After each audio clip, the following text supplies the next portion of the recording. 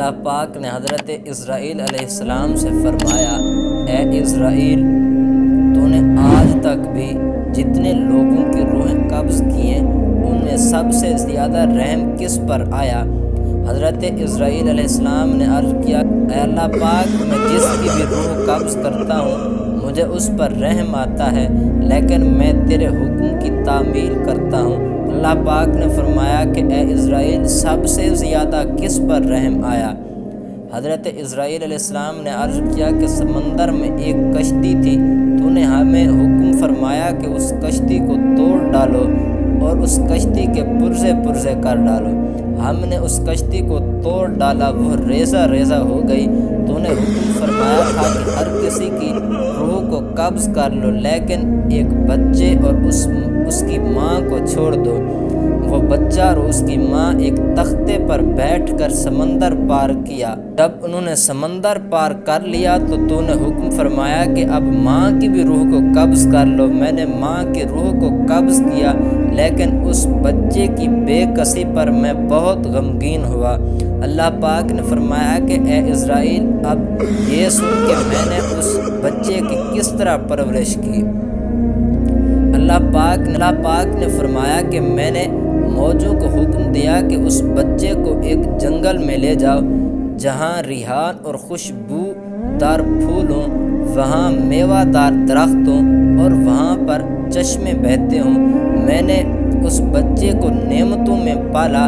میں نے اس جنگل میں لاکھوں پرندے بھیجے جن کی خوبصورت آواز تھی، وہ جنگل کو اپنے خوبصورت آواز سے مشہور رکھتے۔ میں نے اس بچے کو نعمتوں میں پالا۔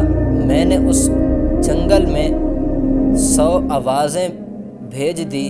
میں نے مرگ نسرین کو اس کے لیے بستر بنایا تاکہ وہ مصیبتوں سے محفوظ رہے۔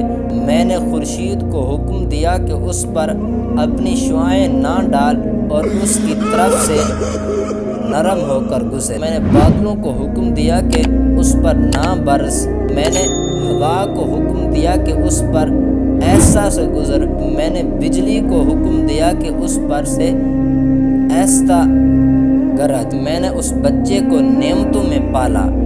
ایک چیتے نے بچے کو پیدا کیا۔ میں نے اس کو حکم دیا کہ اس بچے کو دودھ پلا۔ جب دودھ چھڑانے کا وقت آیا تو میں نے جنوں کو حکم دیا کہ اسے بولی اور حکمرانی کرنا سکھا۔ میں نے اس بچے کو نعمتوں میں پالا۔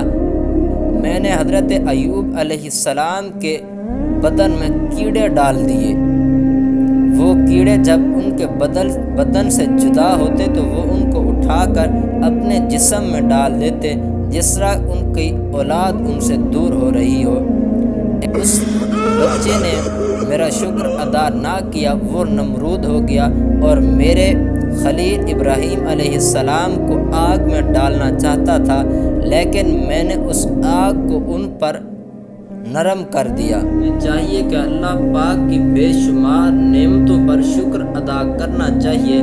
مال و دولت، عہدے پر غرور نہیں کرنا چاہیے، ورنہ ہمارا انجام بھی نمرود جیسا ہوگا۔